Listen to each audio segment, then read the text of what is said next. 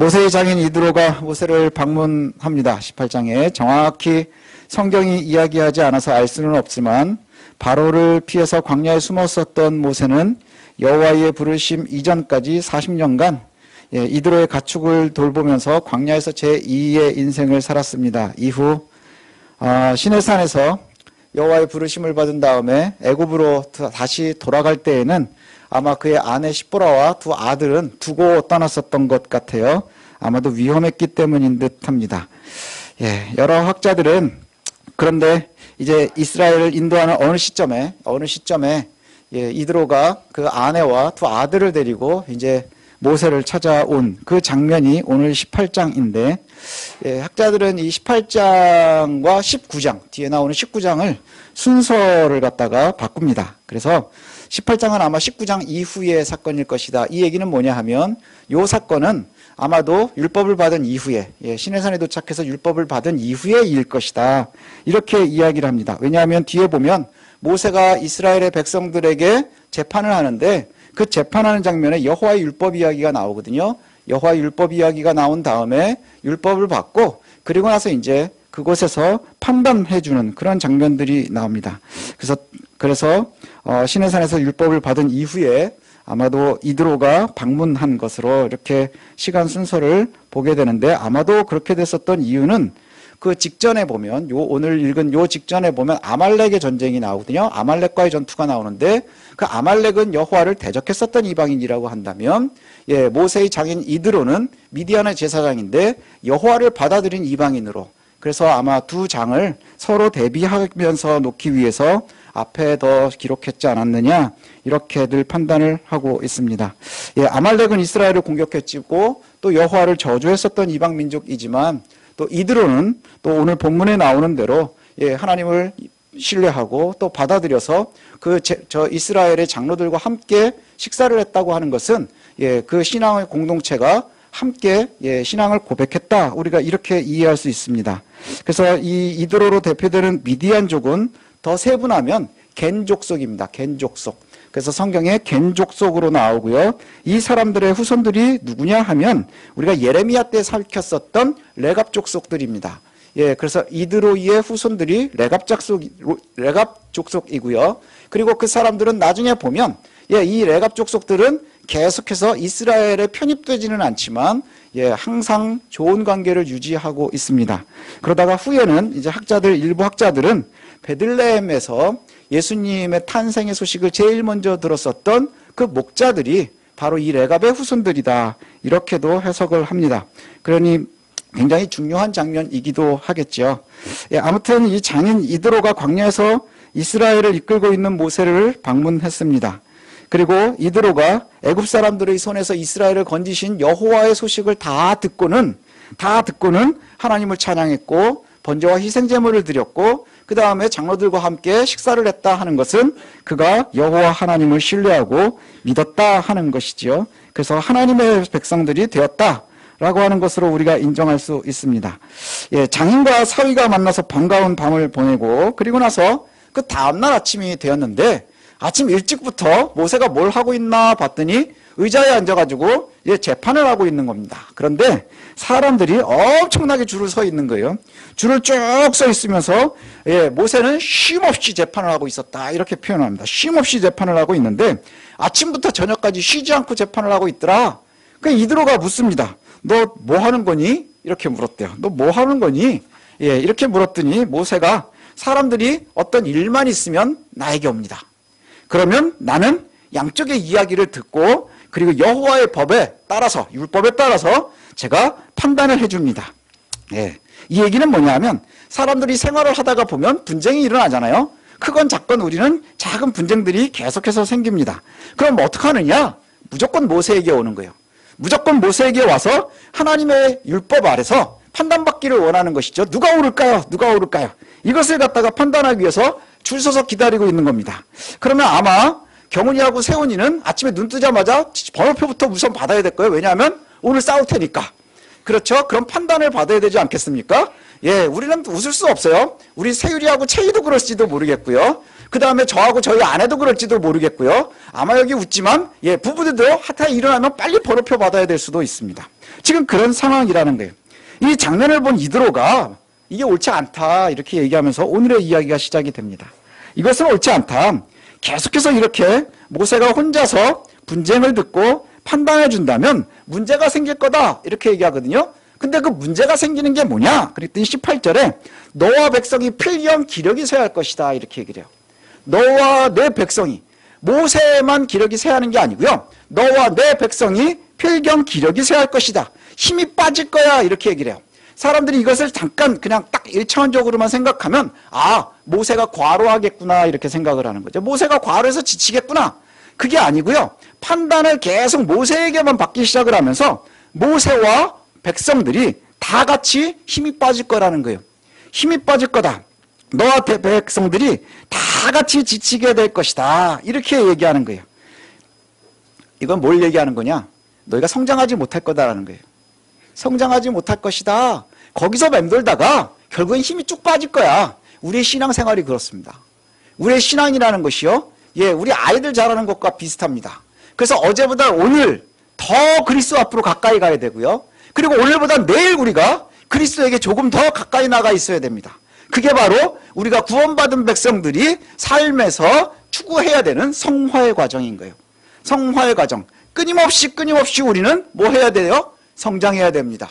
성숙되어져 가야 합니다. 그것이 멎는 순간에 우리는 기력이 쇠하는 거예요. 기력이 쇠하는 거예요. 기력이 쇠한다는 게 뭡니까? 우리가 생물학적으로도 보면 우리 30살까지만 예, 성장한다 그러죠. 그리고 30살부터는 죽어간답니다. 예, 세포는 점점 빠져가는 거고 예, 만들어지는 세포보단 죽는 세포가 더 빨라지고 그게 기력이 쇠하는 거예요. 더 성장하지 못한다는 건 그게 유지되는 게 아니라 기력이 쇠하고 빠지고 점점 힘이 없어지는 겁니다. 요즘에 자존감 되게 관심들이 많죠. 자존감에 얼마만큼 관심이 많으냐? 유아교육하는 사람들, 그 다음에 교육학하는 사람들, 심리학하는 사람들, 상담하는 사람들, 정신과 의사 다 자존감을 이야기합니다. 근데 이 사람들이 공유하는 이야기가 뭐냐? 자존감을 올리는 방법 중에 최고 중요한 것이 뭐냐? 성공을 경험하는 거래요. 내가 과거에 있었던 실패했었던 것을 갖다가 하나씩 성공을 경험하면서 안 되던 것을 하나씩 바꾸어가면서 예, 그 경험을 할 때 우리가 굳건하게 자존감이 올라간다. 뭐 이런 이야기들을 합니다. 근데 신기한 거는 뭐냐면 그래서 요즘에 젊은 엄마들이 예, 특히 이제 관심이 많을수록 아이들의 자존감에 대해서 굉장히 관심이 많거든요. 그런데 그 자존감을 강의하는 선생님들이 많이 얘기하는 게 뭐냐? 이 아이들의 자존감의 최대의 적이 뭔 줄 아십니까? 엄마요. 엄마가 자존감의 최대의 적이랍니다. 왜냐? 자존감이라는 게 성공을 경험하는 건데 아이들이 성공할 경험, 실패할 경험을 다 박탈해버린다는 거예요. 초등학교 들어가면 엄마들이 애들 숙제 다 해주죠. 다 해주다가 보면 이 아이들은요, 실패 경험도 없고 성공의 경험도 없는 거예요. 학교에 엄마가 해준 숙제를 가지고 가서 예, 칭찬을 들었어요. 그게 내 성공입니까? 아니죠. 엄마에게 칭찬해 준 겁니다. 실패를 경험했습니다. 예, 선생님한테 혼났어요. 그러면 얘는 엄마한테 화내면 끝나는 거예요. 나의 실패가 아니기 때문에. 성공도 못 해보고 실패도 못 해보는 거죠. 그러다 어느 순간인가 일정한 어떤 순간에 갑자기 그 시간대에 어려서부터 내가 성공하고 실패하고 경험한다는 것. 그래서 실패를 경험해야 성공도 경험하는 거거든요. 그렇게 성장해야 되는데 그것이 실패도 못하고 성공도 못하다가 어느 순간인가 갑자기 성장해서 그 앞에 놓이는 거예요. 그러면 그 성공은 너무 클 것이고요. 그 실패는 너무 클 거라는 거예요. 예, 그래서 결국엔 성공의 경험과 실패의 경험을 다 엄마가 뺏어버린다. 뭐 이런 이야기를 합니다. 근데 신앙생활도 마찬가지라는 것이죠. 예, 18장은 아까도 말씀드린 것처럼 시간상 19장 이후의 사건이라고 그렇게 얘기했죠. 여호와의 율법은 모세를 통해서 주셨습니다. 그죠? 하나님께서 말씀을 모세를 통해서 주셨어요, 율법을. 근데 모세에게만 주신 게 아니라는 거예요. 모세를 통해서 누구에게 주셨습니까? 이스라엘 백성에게 주신 겁니다. 다시 말하면 여호와의 율법은 온 이스라엘 백성들에게 주셨고 저와 여러분에게까지도 그 영향이 미치는 겁니다. 우리에게도 주신 거예요. 이스라엘 백성들이 모두가 이 율법을 알아야 돼요. 그리고 이 율법을 가지고 판단할 줄 알아야 돼요. 판단해야 되고 알아야 됩니다. 우리 모두가 마찬가지라는 거예요. 우리가 교회에 출석하는 시간만 그리스도인으로 삽니까? 그건 굉장히 유아적인 거예요. 예수 그리스도를 믿고 구원받은 성도는 신분이 바뀐 거기 때문에 잘 때도 그리스도인이에요. 아침에 밥을 먹을 때도 그리스도인이에요. 더 적나라하게 얘기해 볼까요? 아침에 화장실에 앉아 있을 때도 우리는 그리스도인이라는 거예요. 예배하는 순간은 물론이고 직장에서도 그리스도인으로 살아야 됩니다. 가정생활을 하면서도 우리는 그리스도인으로 살아야 됩니다. 휴가를 가서 즐기고 놀랄 때에도 그때도 우리의 신분은 여전히 그리스도인이라는 거예요. 한순간도 우리가 그리스도인이 아닌 때가 없다는 것이죠. 이 말은 뭐냐? 우리가 세상 속에서 살아가는 그 모든 순간이 그리스도인으로 살아야 된다는 거예요. 그리스도인으로 살아야 돼요. 우리는 그리스도인으로 세상을 살아야 되는데 그러면 어떻게 살 거냐 하는 거예요. 순간순간 그리스도인다운 선택을 해야 됩니다.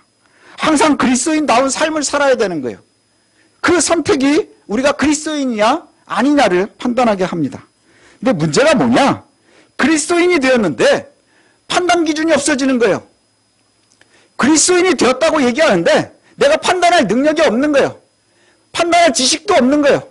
판단한 대로 따라갈 용기도 없는 거예요. 이것이 제일 큰 문제라는 것이죠. 이드로가 모세에게 하는 조언 중에 우리가 주목해야 될 부분이 있는데 그게 바로 20절부터 22절입니다. 20절부터 22절. 우리가 조금 길지만 함께 읽어볼까요? 20절부터 한번 읽어보도록 하겠습니다. 읽겠습니다. 시작. 그들에게 율례와 법도를 가르쳐서 마땅히 갈 길과 할 일을 그들에게 보이고 너는 또 온 백성 가운데서 능력 있는 사람들 곧 하나님을 두려워하며 진실하며 불의한 이익을 미워하는 자를 살펴서 백성 위에 세워 천부장과 백부장과 50부장과 10부장을 삼아 그들이 때를 따라 백성을 재판하게 하라.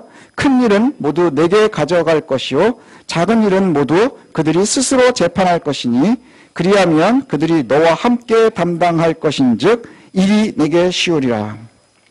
여기서도 집중해야 될 것이 뭐냐? 그럼 22절에 스스로 재판할 것이다 이런 표현이 나와요. 스스로 재판할 것이다. 우리는 재판한다는 말을 법정에서 유죄와 무죄를 가린다 하는 말로만 생각을 하죠. 예, 재판한다는 것은 유죄와 무죄만을 판단하는 것. 누가 피해자냐, 누가 피의자냐 이걸 판단해 주는 걸 재판이라고 생각해요. 그런데 이 재판하다라고 하는 히브리어 사파트는 예, 그런 의미도 있어요. 통치하다, 재판하다. 그런데 우리가 더 집중해 봐야 되는 의미는 뭐냐면 논쟁을 해결한다 이겁니다. 논쟁을 해결한다는 말이 뭘까요? 내가 뭘 해야 될지 잘 모를 때 그 판단할 능력을 갖는다는 거예요. 내가 판단할 능력을 갖는 거예요. 어떻게요? 내가 스스로 판단할 능력을 가져야 된다는 거예요. 내가 스스로 무엇이 옳은지 알아야 돼요. 내가 스스로 어떻게 해야 되는지를 자꾸 알려 해야 된다는 거예요. 내가 이거 하는 게 맞을까? 안 하는 게 맞을까? 내가 스스로 선택할 것이냐 말 것이냐? 이것을 갖다가 우리가 어디에 기준으로요? 하나님께서 우리에게 주신 말씀을 기준으로 우리가 판단할 능력을 가져야 된다는 거예요. 여러분 우리 인생을 살면서요. 여러분 매일매일 살면서 갈까 말까 이 고민을 합니다. 먹을까 말까 이 고민을 합니다. 할까 말까 이 고민을 합니다. 우리 아이들이요. 학교가 끝난 다음에 PC방을 갈까 말까 이 고민을 해요. 예, 진짜 어려운 고민 아닙니까? 유혹을 이겨야 되니까. 근데 그것이 그저 엄마가 무서워라고 하면 엄마가 무서워서라고 하면 그럼 엄마가 안 무서워지는 순간에는 예, 판단 능력이 흐려지는 거겠죠. 우리가 잠자기 직전에 축출할 때 라면 한 번 할까? 이 생각이 들지요. 정말 용감한 선택 아닙니까? 예, 옷장을 열었는데 입을 옷이 하나도 안 보이는 거예요. 그때 옷을 살까 말까? 이런 선택도 합니다. 이런 선택이 모여서 우리의 삶의 질을 결정하거든요. 그죠? 건강도 결정을 하고요. 몸매도 결정하고 행복도 결정할 겁니다. 어린아이들은 부모의 판단을 의지하면서 선택을 하겠죠. 하지만 거기서 벗어나지 못하면 어른이 돼서도 엄마를 따라다닐 수는 없는 거예요. 어른이 돼서도 아빠를 따라다닐 수는 없는 겁니다. 제가 야식을 하려고 할 때 저희 아내가 자꾸 쿠사리를 주거든요. 예, 거절할 때가 많습니다. 저희 아내가. 언제까지 우리가 엄마에게 의지할 거냐 하는 거죠. 언제까지 우리가 부모의 선택, 선배의 선택, 목사의 선택만을 의지할 거냐 하는 겁니다. 스스로 매우 중요한 표현이에요. 스스로 매우 중요한 성장의 표현입니다. 스스로 선택할 수 있어야 되고요. 스스로 결정할 수 있어야 되고요. 스스로 행동할 수 있어야 돼요. 왠 줄 아십니까? 어느 순간에는 엄마의 말이 먹히지 않아요. 아빠의 말도 먹히지 않아요.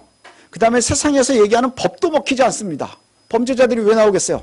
법이 더 이상 그들에게 작동하지 않기 때문인 거예요. 스스로 판단할 능력이 없어지기 때문입니다. 아이들의 외모도 지적 능력도 윤리적인 기준도 우리의 신앙이나 믿음의 척도도 마찬가지입니다. 스스로 판단할 수 있어야 한다는 거예요. 20절에 이렇게 표현합니다. 그들에게 윤례와 법도를 가르쳐서 마땅히 갈 길과 할 일을 그들에게 보이고, 이런 표현이 나와요. 하나님께서 율법을 주셨거든요. 율법을 주셨는데 모세를 통해서 주셨으니 나는 모세가 하는 대로만 얘기해야지. 하지만 모세는 길어봐야 120년 살고 끝나는 거예요. 그 이후는 없습니다. 그 이후는 어떻게 해야 돼요? 성장하고 있는 나의 믿음이 선택할 수 있도록 해야 돼요.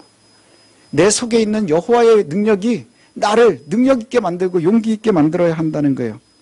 하나님의 율법을 가르쳐 알게 하는 것, 그것이 매우 중요하죠. 우리에게 적용한다면 여러분, 성경 읽는 것 가볍게 여겨서는 안 된다는 거예요. 그리고 말씀을 배우는 것, 익히는 것, 이거 가볍게 여기면 안 되는 겁니다. 우리는 자극에 예민하기 때문에 아주 자극적인 곳에는 많이 쫓아다닙니다. 그런데 그저 말씀을 읽는 것, 그 다음에 말씀을 묵상하는 것, 그 말씀이 나에게 어떻게 얘기하시는지를 갖다가 찾으려 하는 것, 여기에는 자꾸 게을러져요. 왠지 아십니까? 자극적이지 않으니까. 빠르게 나에게 결과물들이 나오지 않으니까. 어떻게 우리가 갈 길과 할 일을 알 수 있겠습니까? 하나님의 말씀, 그것 말고는 우리가 없는 거예요. 하나님의 말씀, 그것 말고는 없는 겁니다. 그래서 우리가 어떻게 말씀을 따를 것이냐? 그러면 21절이 답을 줍니다. 21절에 너는 또 온 백성 가운데서 능력 있는 사람들, 곧 하나님을 두려워하며 진실하며 불의한 이익을 미워하는 자를 살펴서 백성 위에 세워 천부장과 백부장과 50부장과 10부장을 삼아, 이런 표현이 나오지요. 예, 우리가 스스로 판단하기 위해서는 이 조건에 우리가 먼저 봐야 됩니다. 우리가 먼저 능력 있는 사람들이 되어야 하는 거예요. 능력 있는 사람. 능력 있는 사람이라고 하면 또 우리는 딱 1차원적으로 뭐 하느냐? 돈 많고 권력 있는 사람들. 그래서 교회들이 거기 따라다니다가 지금 힘을 잃어가고 있는 거예요. 돈 따라가고 권력 따라가다가, 그리고 어느 게 이득이 될까? 거기에 빌붙으려고 하던 것들이 지금 교회를 망가뜨리고 있는 겁니다. 그런데 우리가 한번 생각해 보십시오. 능력 있는 사람들 누가 돼야 되는 거예요? 저와 여러분들이 능력 있는 사람들이 되어야 돼요. 무엇으로 능력이 있겠습니까? 어떻게 우리가 능력 있는 자들이 될 수 있습니까? 우리가 말씀 안에서 능력 있는 자들이 되는데 여기 세 가지를 얘기해요. 첫 번째 뭐냐? 하나님을 두려워할 줄 알아야 돼요. 하나님을 두려워해야 돼요. 우리 한번 주변을 쭉 보십시오. 목사 타이틀 달고 하나님이 마치 자기한테는 아무 조건도 없는 양 행동하는 사람들이 너무너무 많아요. 혹 저와 여러분인지도 모르겠습니다. 하나님을 두려워할 줄 알아야 돼요. 그리고 나서 진실해야 됩니다. 진실해야 돼요. 정직해야 됩니다. 하나님의 사람들이요, 정직하지 않고 어떻게 하나님 앞에 올바로 설 수 있습니까? 세상의 법도 지키지 못하는 사람들이 어떻게 그보다 높은 하나님의 법을 지킬 수 있겠어요? 사람을 때리지 말라고 하는데 그것을 지키지 못하는 사람이 어떻게 오른뺨을 대면 왼뺨도 돌려대겠습니까? 이건 전혀 불가하고요, 말도 되지 않는 얘기입니다. 하나님을 두려워해야 되고요, 진실해야 됩니다. 그리고 세 번째가 불의한 이익을 미워해야 돼요. 불의한 이익을 미워해야 돼요. 불의한 이익을 미워하는 게 뭐겠습니까? 정직하게 세상에서 살아가라는 얘기입니다. 이게 바로 우리가 하나님의 능력 안에 서 있는 것이고요, 우리가 노쇠하지 않는 거예요. 우리가 죽어가지 않는 거예요. 하나님 앞에서 죽어가지 않고 매일매일 어제보다 오늘이, 오늘보다 내일이 하나님 앞에 성숙되어져 가고 우리가 성화되어져 가는 것은 지금 내가 어디에 서 있건 하나님 앞에 두려움을 가져야 되는 거예요. 하나님을 두려워할 줄 알아야 되고요, 진실해야 되고요, 불의한 것을 좋아하지 않아야 된다는 거예요. 근데 때로는 우리는 여기 한번 보십시오. 하나님을 두려워하는 게 쉽지가 않거든요.